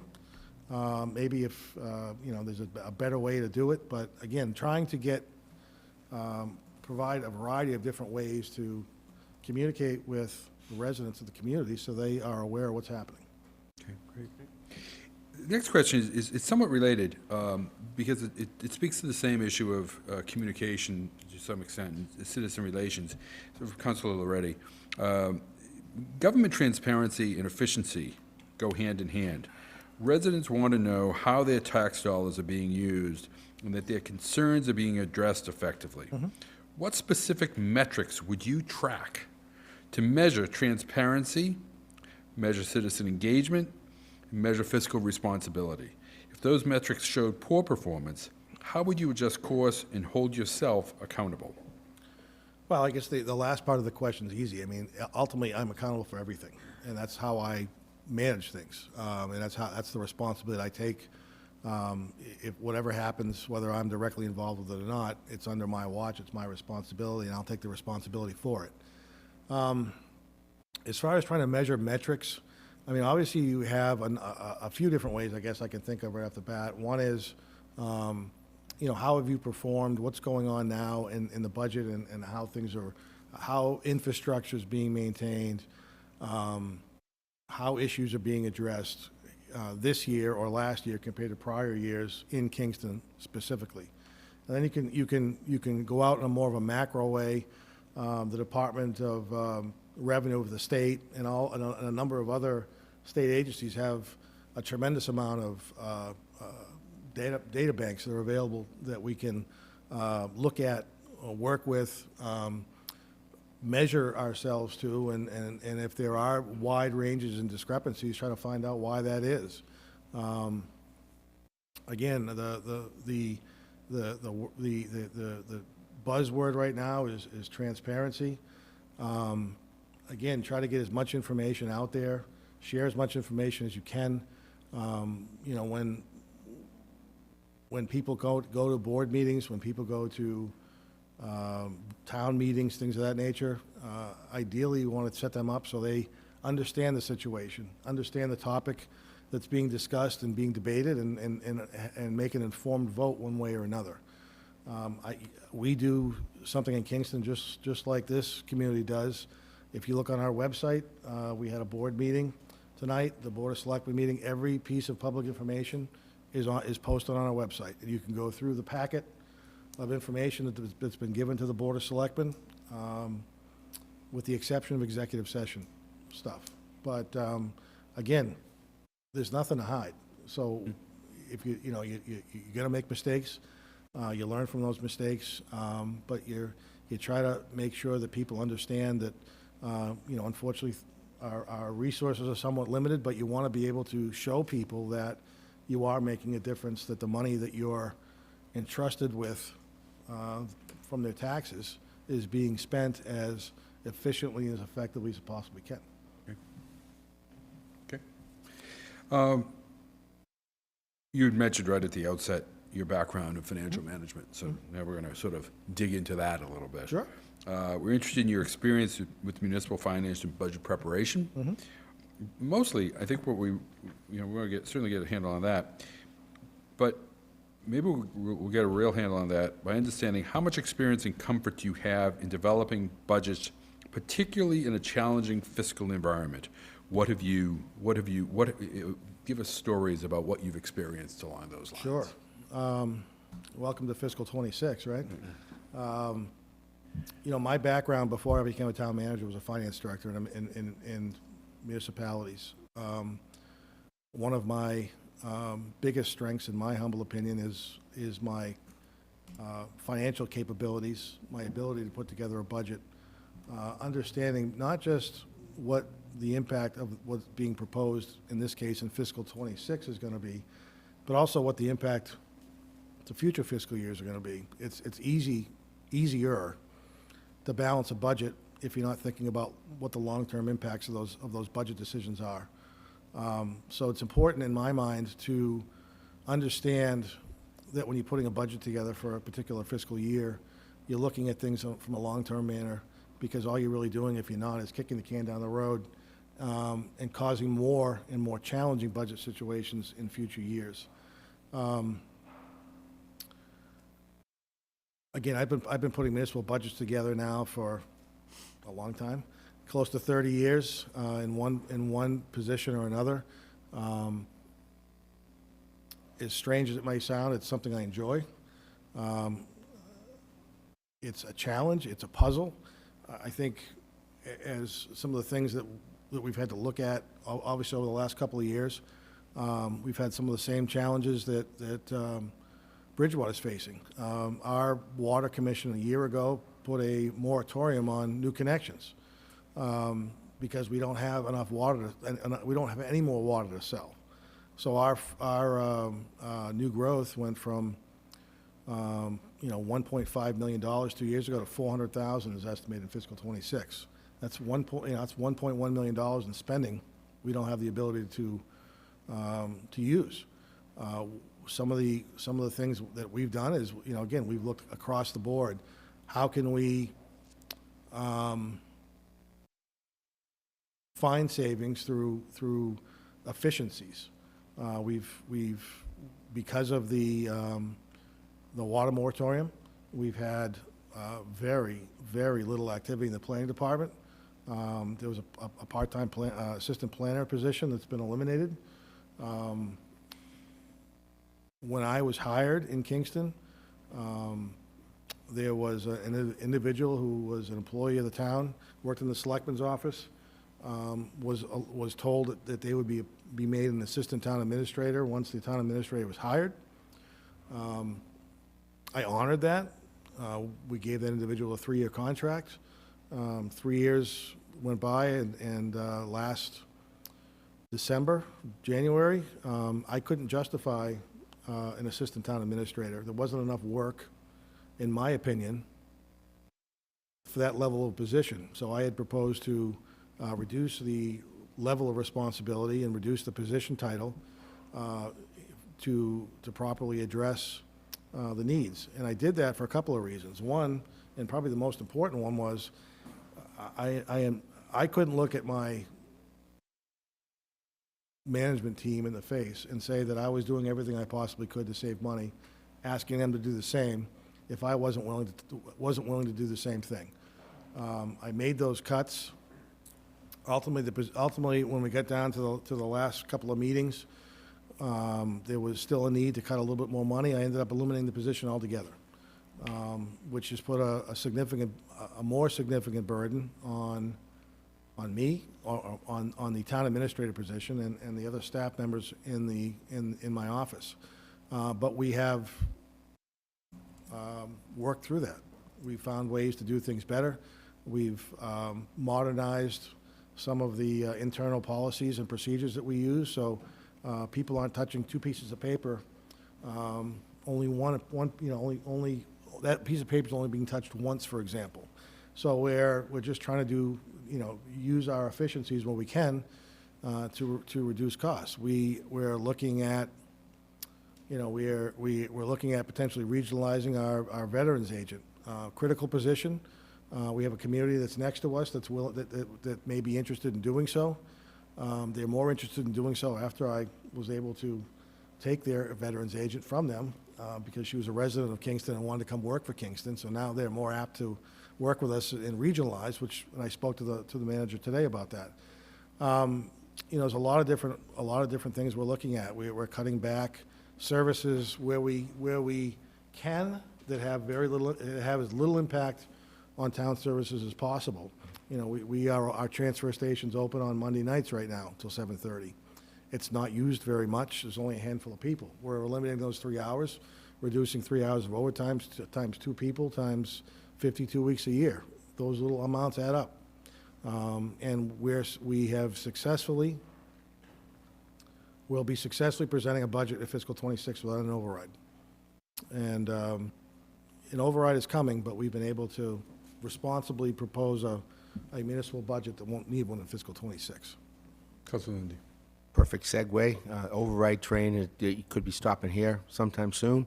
What do you do when you hear that word? How do you manage the budget and, you know, using your experience? Sure. I mean, it's something that, and it doesn't sound like, it's a surprise. It's a situation, if you are properly planning the financial needs of the community, knowing the challenges that you're facing right now, whether it be water in your case and in mine, or other factors, you're aware of that a year or two in advance. I mean, I made my department heads and boards aware of the financial challenges we were going to have in fiscal 26 2 years ago. Because when I heard water moratorium and reduction in growth, it takes away a huge piece of available revenue that can be used to fund a variety of projects. So while it's not a surprise, it should be a last resort. And, you know, from my point of view, the situation that we're in with the water situation, I'm hoping it's temporary. It's going to be a longer temporary than I wish it was. So we may need to look at an override next year. But I look at it more like, in a very simplistic way, there's an income loss in your home. Do you go out and get a loan? Or do you try to find ways to reduce spending and find better ways to provide the services that the community needs to have and expects to have, and try to hold the line for a period of time until the economy turns around, or, you know, again, not to beat a dead horse on the water, but we get a new well online and it creates redevelopment opportunities to increase your tax base and your new growth. Any other questions you have? Okay. Okay. You mentioned earlier about something about a 5-year forecast. Do you do a 5-year forecast? Yeah, we do one. I started one when I got to Kingston. Frankly, I worked with DOR, Department of Revenue, who was kind enough to take it on as a project and hand it over. It's incredibly thorough and great deal of depth. But it's something that we look at and use in talking about budgets and talking about collective bargaining and what we think the community can afford over the next typically 3 years. So it's a tool that it probably doesn't get used as much as we'd like it to, but like a capital improvement plan, it helps you plan out how you're going to fund the necessary expenditures of the community moving forward. All right. Well, you said the magic words there, capital planning, because that's our next topic. Councilor Chase has asked this is one of the more important or one of the more pressing issues here in the town, as you've already identified, that infrastructure. And So we want to go into this in a little bit of detail. The town has some major infrastructure issues related to water, wastewater, road projects. Current needs threaten the ability to accommodate, and you've really already spoken to this, current needs threaten the ability to accommodate new growth, which is the engine which could provide the necessary additional revenue to pay for the infrastructure. How do you break that vicious cycle of needing the infrastructure, but the lack of infrastructure prevents you from generating the growth that you need? It's tough. Kingston just finished a wastewater plant expansion, basically almost doubled our capacity. The way we did it, or the way the sewer commission did it, was, reach out to businesses and residents that were within the sewer district that weren't connected, and to try to get a commitment from them that if a wastewater treatment plant expansion was approved, that they would commit to connecting, paying a betterment, their share of a betterment towards the overall cost of that expansion. In Bridgewater, I think you've got some opportunities to talk to the Commonwealth and ask if there's any opportunities to utilize some of the available wastewater that's I believe at the correctional facility. Can you have some of, does it make sense to look at, the Bridgewater State University property and transfer some of their wastewater flow to the correctional facility to try to maximize the asset that's already there? Far less inexpensive, I think, than expanding plants and running new lines. Maybe that doesn't make the most sense. Maybe there's neighborhoods or other businesses, in the area of the correctional facility that you could divert the flow from the town wastewater plant to the correctional facility wastewater plant. Again, you're talking about trying to work together. You've got a number of resources in town and a number of partners in town that you want to try to work with. I'm assuming that Bridgewater State University is a pretty large user of your water supply. How do you work with them to try to expand the available water and do it in a manner that doesn't cost them any financial burden or any more than you need to, anyways. You've got to have the challenges. You've got to have the assets and the infrastructure in place to attract some of these, especially commercial businesses. And oftentimes it takes an investment of the community up front, but you want to try to find partners or customers that are going to be willing to take on some of the cost of that through, as I mentioned, betterment assessments, the quarterly user fees, things of that nature, and not have the town have to absorb the overall cost of those infrastructure improvements. It is a challenge, and again, I think it's making people aware of what the issues are, what the benefits of making an investment in some of these infrastructure projects would be, and then following through once they're done, so the burden isn't unfairly shifted to the existing users. Okay. We're interested, sort of along those same lines, your direct experience with managing the capital plan to implementation, as well as the specific projects or other major municipal projects and initiatives. We'd like to hear about that. What I think I'd like to hear too, or I think I'd like the council to hear, is you've spent a good amount of time tonight talking about Kingston, which obviously is right down the street, and people have a good sense of that. But I think with the screening committee, there was a considerable discussion of some of your other experiences in some larger communities and more complex environments. Yeah, so I moved down to the South Shore. I took a position in a smaller community because that was available. I've worked in communities that have had over 30,000 residents. So I've worked in communities the size of Bridgewater, with some of the same complexities of Bridgewater. Some of the infrastructure items that we've tried to address and have been successful in addressing, and they still utilize these in some of the communities.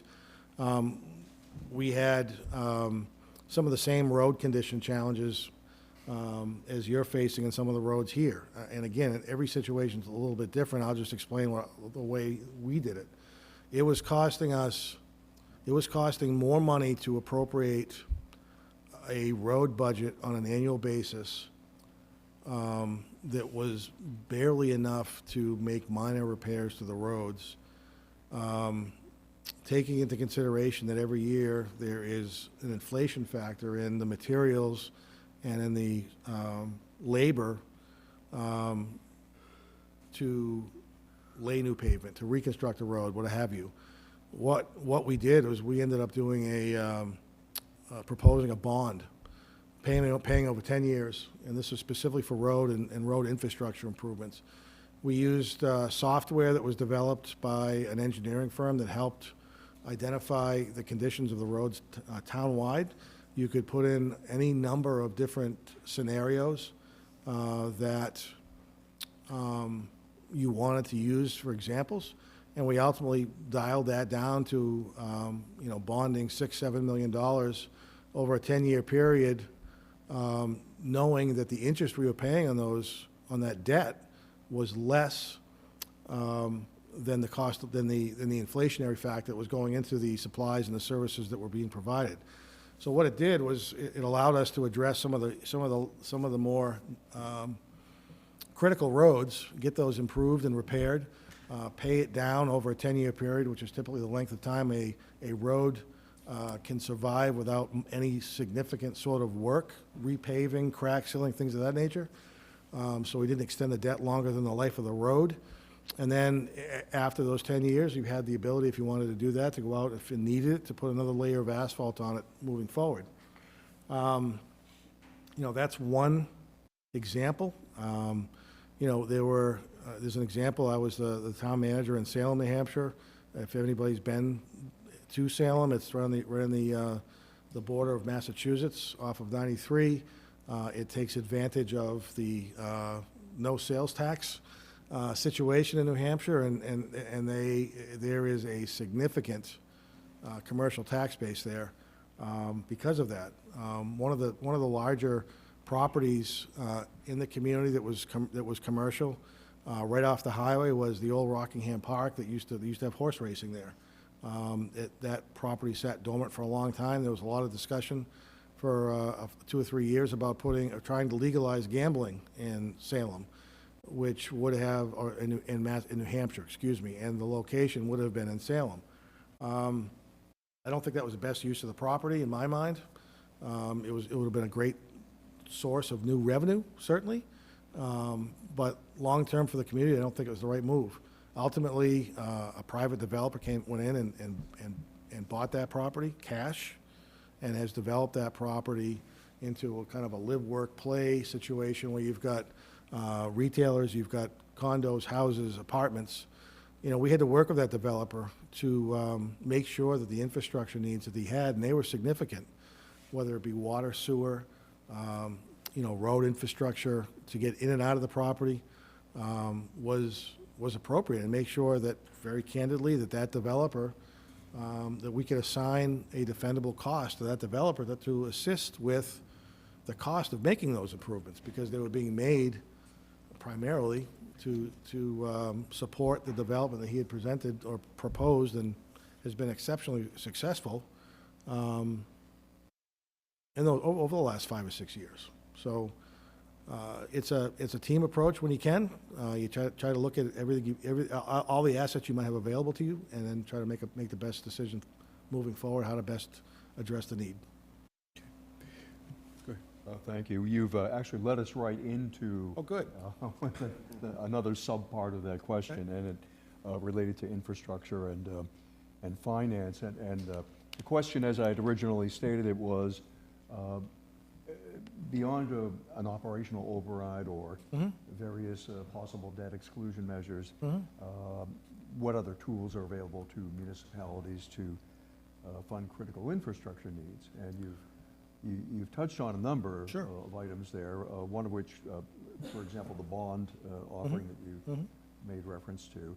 So I'm just wondering if anything strikes you as something that could potentially be particularly useful for our circumstance in Bridgewater.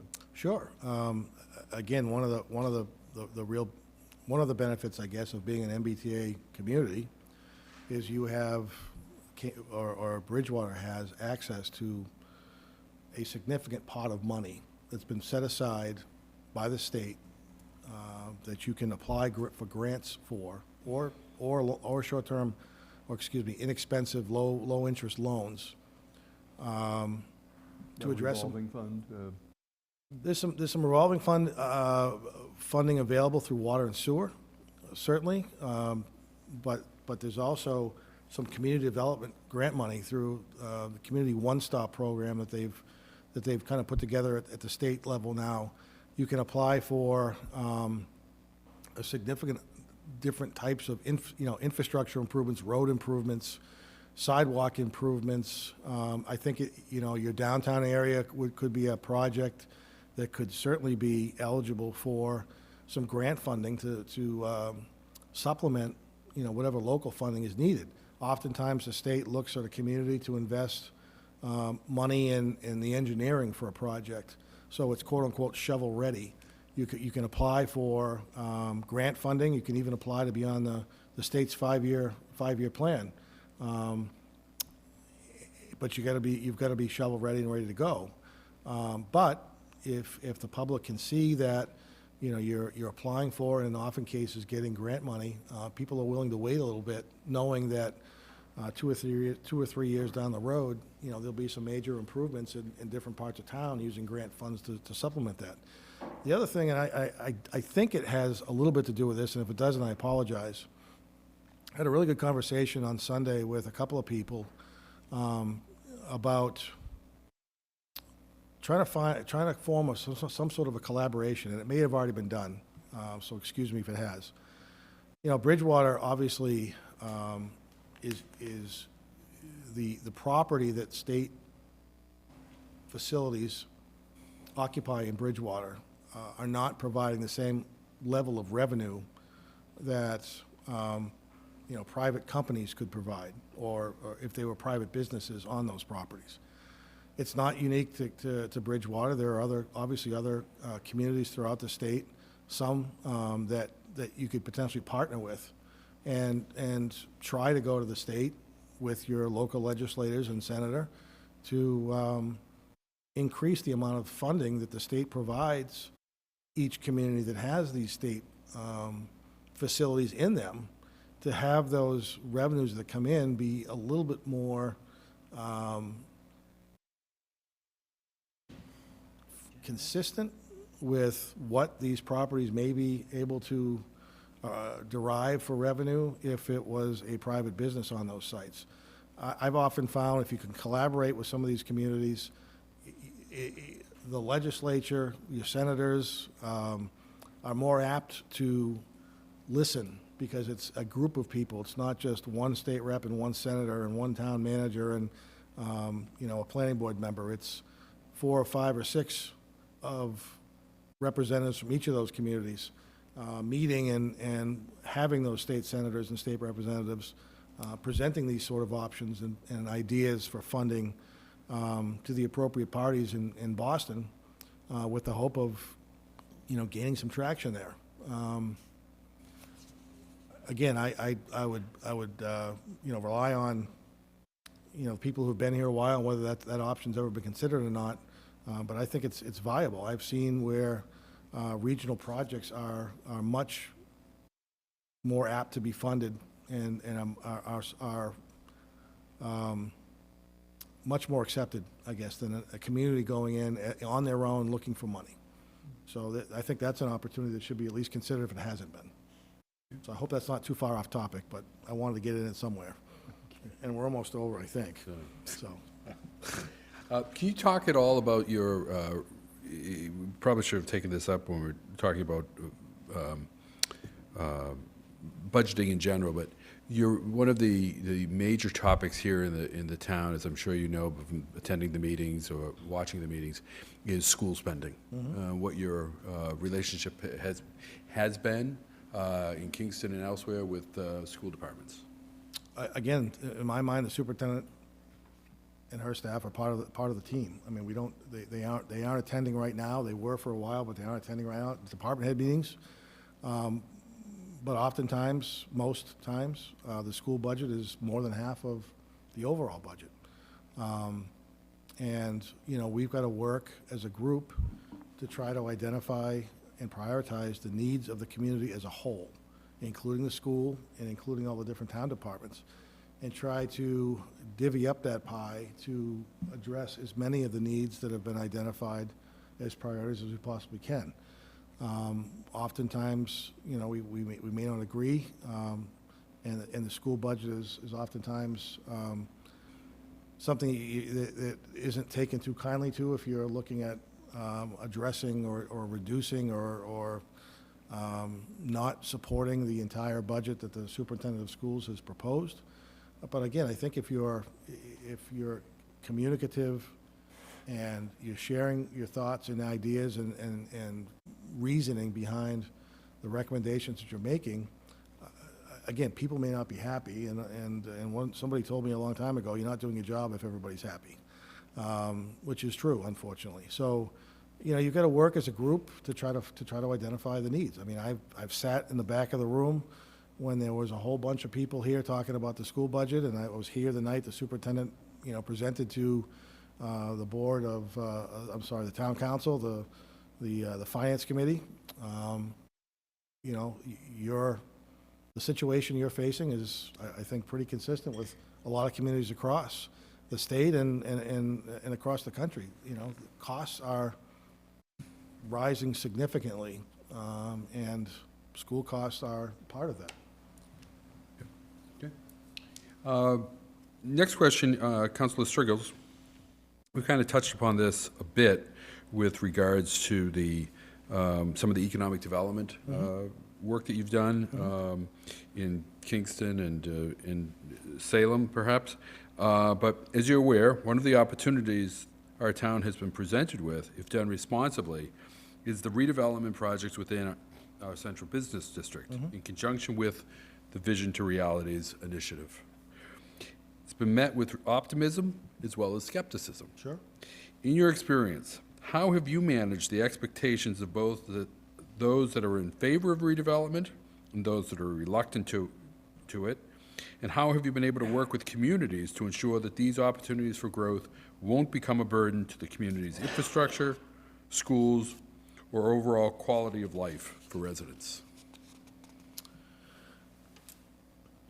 Well, I think, first and foremost, when presenting something like this, again, you've got to be communicative with the public. They have to understand what the proposal is, what the impacts may be, and be honest with them.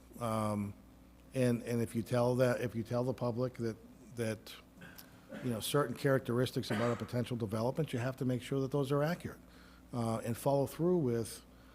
If you're going to have a meeting, if you're going to do some sort of informational session, whatever it happens to be, credibility, integrity, and doing what you say and saying what you do is critical with that type of a thing. Certainly, Bridgewater is looking at, a pretty substantial development that's going to has raised concerns about, what the impact of the school is going to be and whatnot with the apartment complex. Talking a little bit about that with some of the residents who were there on Sunday night. Again, I'm going to dumb it down to, you don't have any water. What are we talking about? If there's no water to sell them, at this point, unless they want to create their own well field and/or water treatment plant, I'm not sure that concern should be something that's at the top of people's concerns right now, because there just isn't the infrastructure to provide that. Same thing with, if you're looking at that particular development, for example, they'll do studies where they'll make reasonable estimates on the number of kids that'll be living in those apartments, based on statistics, the number of apartments that are there, the number of bedrooms that are in those apartments, and what they've seen, across the region. And they would be responsible, in my mind, for making initial contributions if there's going to be a need to make improvements to infrastructure, whether it be schools, roads, police and fire, things of that nature. So, obviously, I think people look at things in a very skeptical way. What I've tried to do in my past is try to provide documentation, so people don't have to use their imaginations about what's this really going to mean to me. And I'll give you one example that I think is relevant. So I mentioned a little bit earlier that, in Kingston, we've been talking about an override. The schools have been able to, for this year, skirt the need for an override. We have a new police chief in town. We have a police department that has been underfunded for years. This new police chief is much more proactive in trying to make our department a more modern department. There was a request for some additional staffing and a small override amount. People aren't sure what that means, and how's it going to impact me? So what we did was, we put together an example. Here's what an average house costs or is assessed at right now. And here's what the override amount is, and this is what the additional cost. If your house is assessed at the average, $680,000, then the impact for you for this override is $104 a year. And again, it's presented to allow somebody to understand, the dollars and cents of what the impact is, because I think some people will think, geez, I don't know that I can afford it, but they don't know what the amount even is. So if you can illustrate somehow what the impact is going to be to an individual property owner, taxpayer, resident, again, they're able to make more informed decisions and in my mind, better decisions. Before we leave economic development, if anyone has, go ahead, Councilor. Thank you. I just had a follow-up question. You had mentioned about a 100-unit development that's potentially going in by the Kingston Mall. How has the public been? How palatable has that been amongst the public? I think that yields more to my question of how have you handled any pushback, any positive, negative reaction? How has that kind of gone for you? Sure, that's fair. So at the Kingston Mall, there was a proposal to construct a couple hundred apartment units, high-end, frankly, from my opinion, very expensive apartments to live in. And it's part of this whole transition of old malls to a place that you can work from remotely, live there, and then, walk around the mall. There's, in this particular case, there's an opportunity to grocery shop, restaurants, things of that nature. You can stay on site. The developer came in. The town was willing to consider it. They amended zoning to allow it. And frankly, from my point of view, the development has not what's actually there now and the impacts to town services is drastically different than what was suggested by the developer at the time that these were presented 4 or 5 years ago. As part of the proposal to construct these 200-plus units and the zoning that was needed for that was another apartment complex in there. And as I think I mentioned earlier on in our conversation, there are new owners of that mall, and I've been fortunate enough with our planning director. They're very interested and very open to working with us to try to find ways to reinvent that property and make it a more profitable area. And I've been very, very honest with them, and I've told them, right, wrong, or indifferent, and it's not your fault, but what they said the impact of municipal services was going to be for these apartments and what actually has happened is night and day.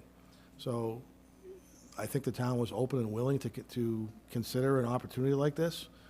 The developer who since sold the apartment complex wasn't able to fill those apartments as densely as they hoped.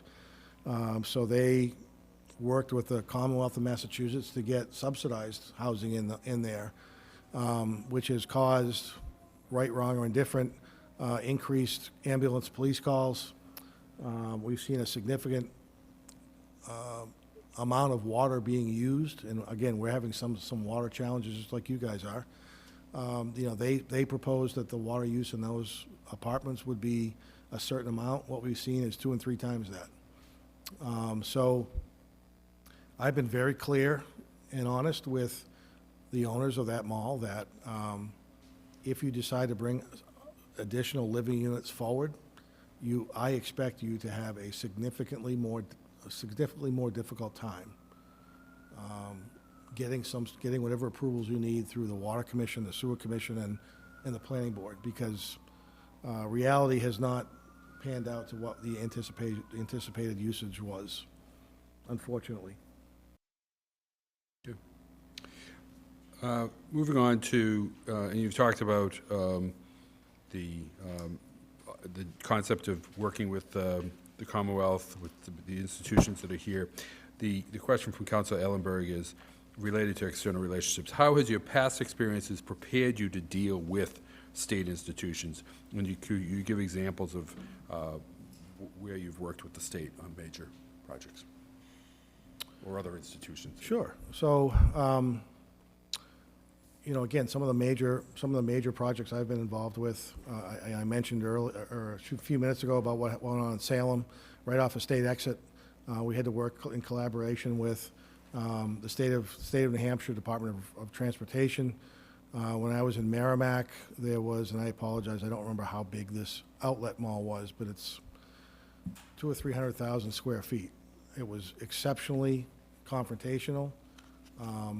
The property was zoned to allow this sort of building, but it abutted a neighborhood that had no development behind it ever before.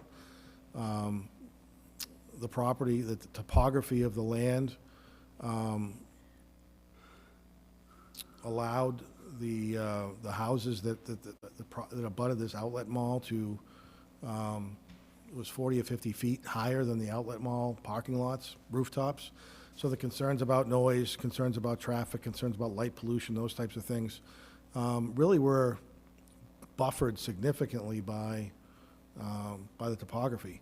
But again, having to work with the state of New Hampshire Department of Transportation to address and work with them to make sure that improvements to get the customers into that outlet mall address water and sewer needs, was part of an overall project at both the local and state level.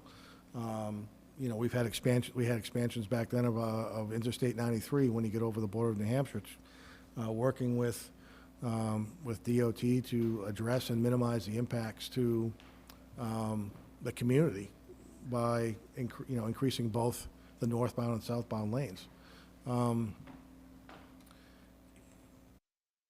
Intuitively, the state wants to help and work with you, but they're limited as to the resources they have as well.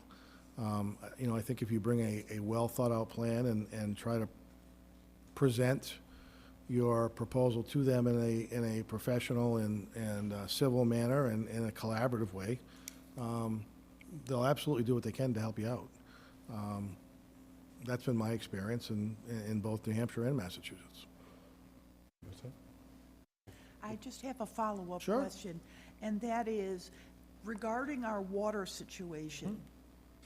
Are you aware of the fact that BSU uses our town water, and do you have any ideas about how that whole situation could be managed? So I don't know how specific I can get. I certainly recognize that the university is a water user of the town of Bridgewater's. Are there opportunities to work with the university to try to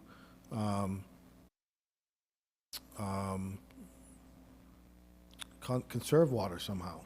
I'm not sure how aggressive the university has been in trying to, install water-saving, utilities, toilets, showers. Are